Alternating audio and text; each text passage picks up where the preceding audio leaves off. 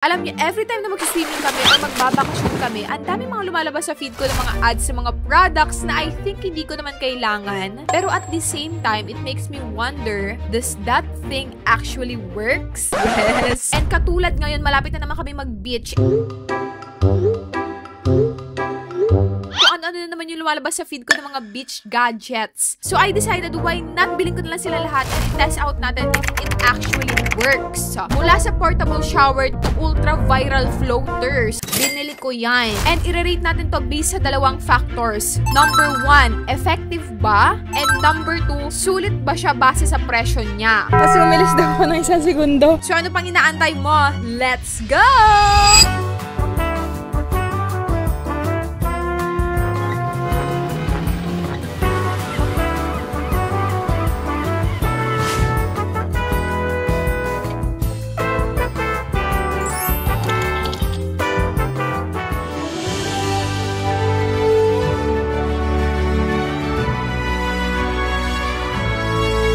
Simulan muna natin dito sa portable bag na I believe perfect daw talaga sa beach kasi hindi siya nalalagyan ng buhangin sa loob. I think affordable naman siya for the price. Let's see kung maganda siya. First beach product is Sand Away Beach Bag. I think ang concept niya is hindi malalagyan ng buhangin yung bag mo kasi parang net na siya. Tapos madali pa siya ipack. Yan yung atake niya. And kulay green siya so parang sobrang bilis niya makita. Tapos meron siyang paganto dito which is yung pinagtupian niya. Marami-rami ako mailalagay dito. Let's see kung anong pwede natin mailagay sa kanya. Ayan yung tsura niya. Guys, sobrang laki niya. Ayan. So, parang may kilala ko. Feeling ko perfect nga talaga to. Like, samahan mo pa siyang tuwalya and everything. Let's see kung magkakasya pa yung towel sa loob. Hingi kami ng towel. Dalawang gigantic na towel to. Guys, kasyang-kasya siya. Parang siyang eco bag. Ang laki. Okay, let's go. Update, pag nilapag mo siyang ganyan, tapos ginanong-ganon mo siya sa buhangin, nalalaglag nga lang yung buhangin niya. Like, hindi talaga siya nagkakaroon ng buhangin. Like, nalalaglag niya nga lang. 10 out of 10. I highly recommend.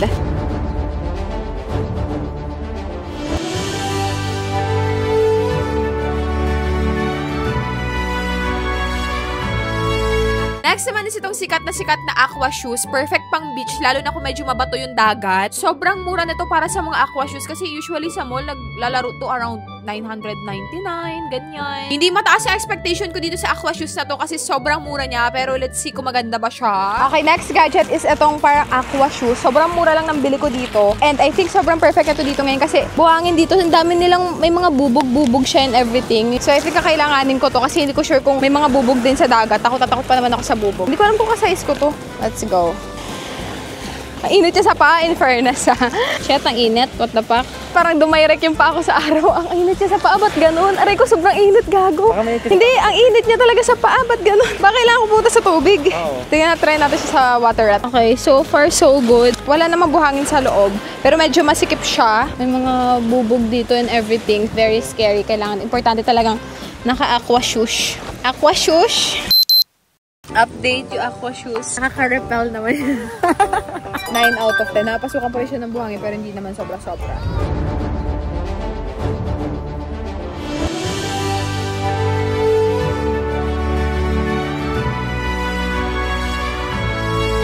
Next naman is itong sobrang mura na water phone case. Again, sa sobrang mura na to, parang hindi na ako naniniwala na effective siya. Usually, ang problem ko with this type of phone bags is hindi siya nakakapag-video ng tama or nakakapag-picture ng tama. Usually, nagmumoy siya sa loob, tapos parang lumalabo yung camera. So, hindi mataas yung expectation ko dito, Jai. Shit, ang lamig ng tubig. Isa to sikat na lagayan ng cellphone. Shit, yung cellphone ko baka malaglag. Yan yung atake niya. Actually, na-try ko na to noon, pero hindi ko lang alam kung magiging effective to kasi sobrang mura niya. Tanggalin ko muna yung paper niya sa loob. At pala doon ko ginawa to sa pampang. Okay, and then basically, ilalagay ko lang yung cellphone ko sa loob. Wait, ang hirap niya ipasok. Ilalak lang siyang ganyan. Meron siyang lock dito. Ayan, like that. And then, ba tayo gumana? Ayaw gumana. Madilim nga lang yung cellphone ko. Wait lang, hindi ko siya makita. Okay, update na video na ako sa camera to. Say hi to the vlog. Okay, let's see. Okay. Okay, let's see kung gagana pa siya. Ayan, gumagana siya. Wala kang makita, sobrang dilim. Okay, let's see kung gagana pa siya. Okay, I think okay na yun. Okay, let's see na lang. Malalaman ko na lang ito mamaya.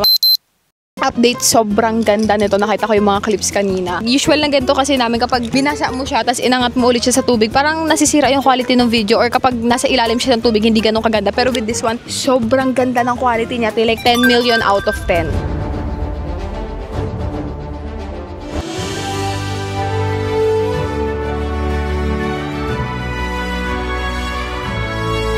Next naman is itong children's toy na to, na para siyang water sprinkler, something. Medyo may kamurahan siya. Iba siya sa water gun kasi parang shower yung effect nito. Honestly, excited na ako i-try ito kasi feeling ko maganda siya. Next gadget, hindi ko alam kung naririnig niyo ako, nasira yung mic ko today. Next gadget is this water gun. Kung paano siya gamitin, pero try na lang natin. I think kumuha ka na ng tubig. Ay, ang ganda! Dito, tayo mo dito. May mga bata sa inyo, feeling ko magugustuhan nila to. This is 10 out of 10 guys. Nakaka-enjoy siya.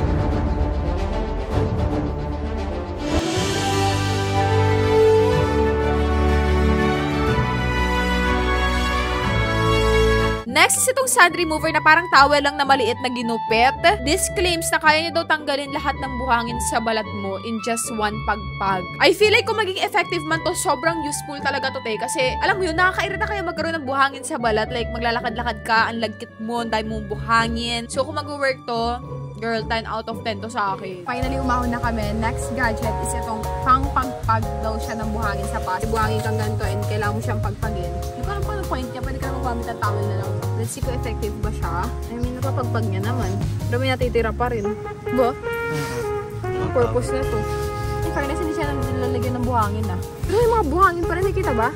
Yung mga buhangin pa rin, Tapos meron pa siyang pocket sa loob. Siguro pwede mo lagyan ng susi or what. I think maganda tong pang-pagpag kapag medyo tuyo ka na. Pero kapag basang-basa ka pa, mababasa lang siya and then parang hindi na siya ganun ka-effective. Tapos kumakapit pa siya sa sunscreen ng balat ko. So, yeah, 6 out of 10.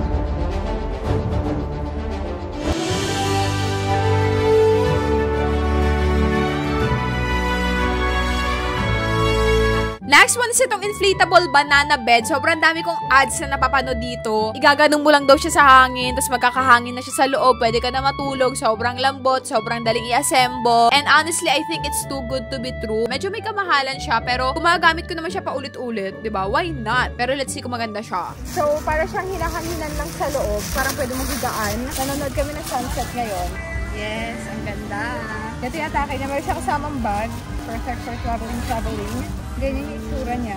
Dito yung aking trusted na sisid beans. Diyan ka na, dito ako. Tatakbo ko pag ano.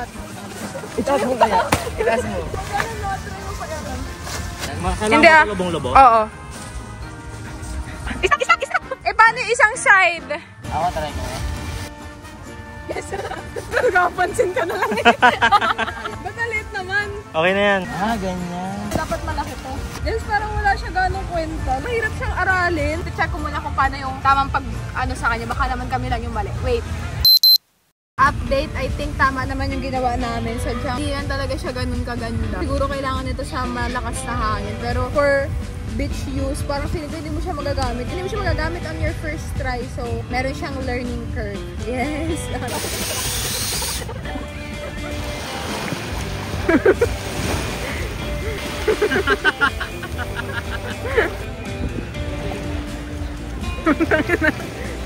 Sabi kaya dyan, 1K. Pero kailangan ma-balance nyo Tag 1K na lang. I'll give this 4 out of 10.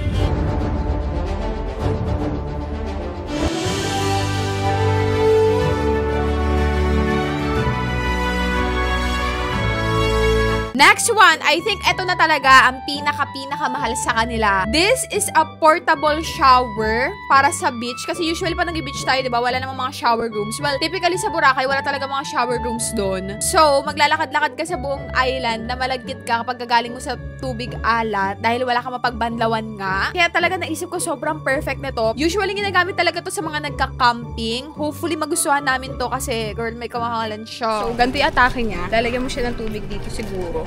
Ito, isasalpak mo siya dito. Dasalpak mo siyang paganyan dyan. Tapos ito na yung pang wash-wash. Nabubuksan sara siya dito. Let's see, lagyan natin siya ng tubig. Tunok talaga yun.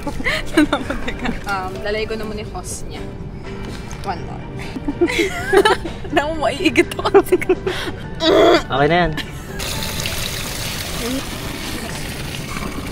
Kahit konti lang siguro. Hindi ko na siya pupunuin, guys. Bitbitin pa namin ito papuntang dagat. Sobrang bigat.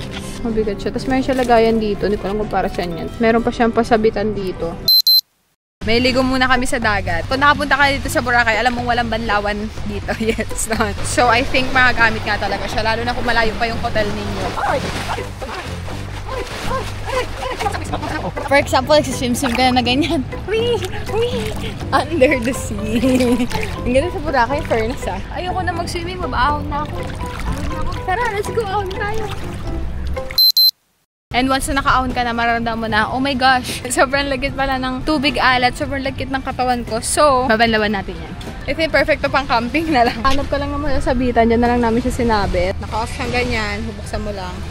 Yan, okay na pala siya. Ang galing. Mas mataas yung pagsasabitan nyo nito kasi hindi ko na siya mapapaganon. Malakas naman yung buga ng water niya. Refreshing niya, grabe. Malaking tulong talaga siya, lalo na kung mag-beach kayo dito sa Boracay kasi wala nga mga banlawan dito. And on and off lang siyang ganyan. Fix naman daw. The Island Boy. Island girl na island girl. Sarap. 10 out of 10 to sa akin. Perfect din siya kung magka-camping kayo.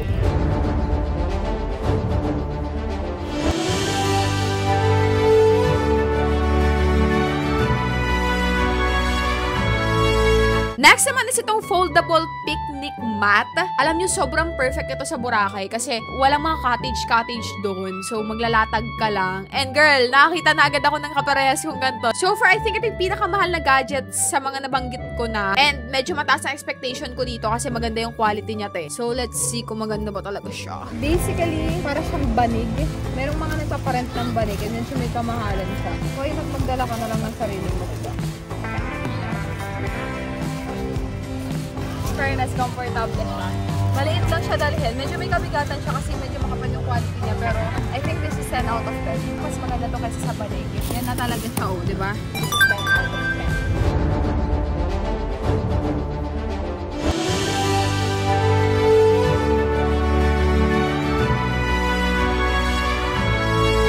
Next, itong super cute na earplug. Sa 199 kong yun. Diyos ko, 5 piraso na pala siya na darating sa akin. So, sobrang dami na to, te. Pero, isa lang yung kailangan ko itry. So, itry natin yung isa lang. Which I think 199 divided by 5 is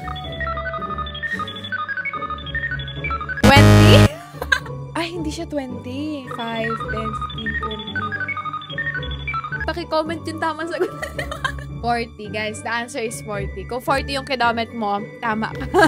I think perfecto kasi alam mo yung kapag sumisisid ka, yes, sumisisid, parang marunong ako lumangoy. Pag sumisisid ka, di ba masakit siya sa tenga? So, I am guessing and I am hoping na makatulong to sa sakit ng tenga ko kapag sumisisid ako. Anyways, ganyan yung atake niya. I believe para siya sa tenga. Para hindi lumabas yung mga tulok niya. Charis. May kasama na siyang case. Malambot. I think may size siguro to. Try ko siya ipasok sa tenga ko. Paano siya pag ganyan? Okay. Kabila. Ay! Natatanggal siya. Natatanggal siya. Let's see.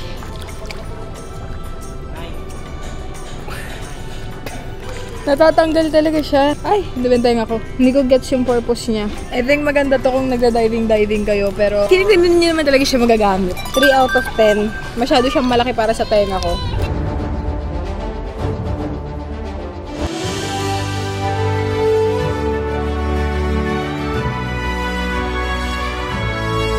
Okay, next gadget is itong flippers para sa kamay. Like, gets ko yung flippers para sa paa, para bumilis kang lumangoy. Pero with this one, para siya sa kamay. Girl, this is giving shokoy. This is giving laman dagat. Hindi ko in-expect na mag-work to kasi hindi ko gets yung concept niya. Pero let's see, tignan na lang natin. Okay, next gadget is itong para siyang panlangoy.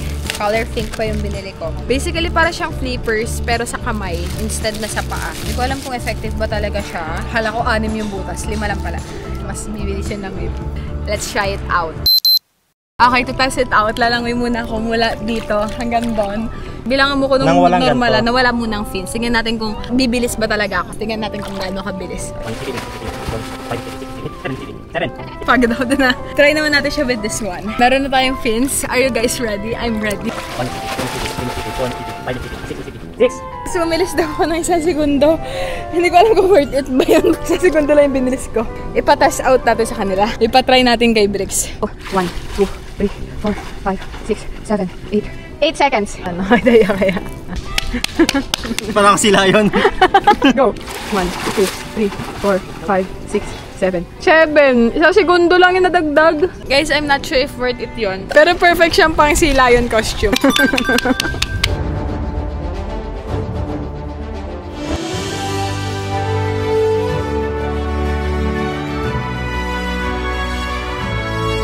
Next gadget is itong parang floater na ganito. Sikat na sikat to sa TikTok. Actually, dalawa yung nabili kong ganito, te.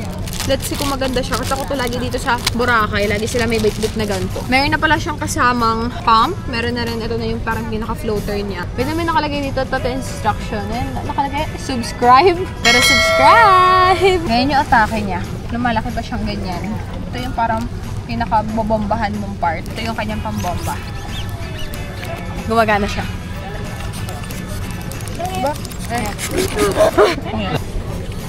Ayun! Ang lit kasi ng pambomba namin na yung kanya.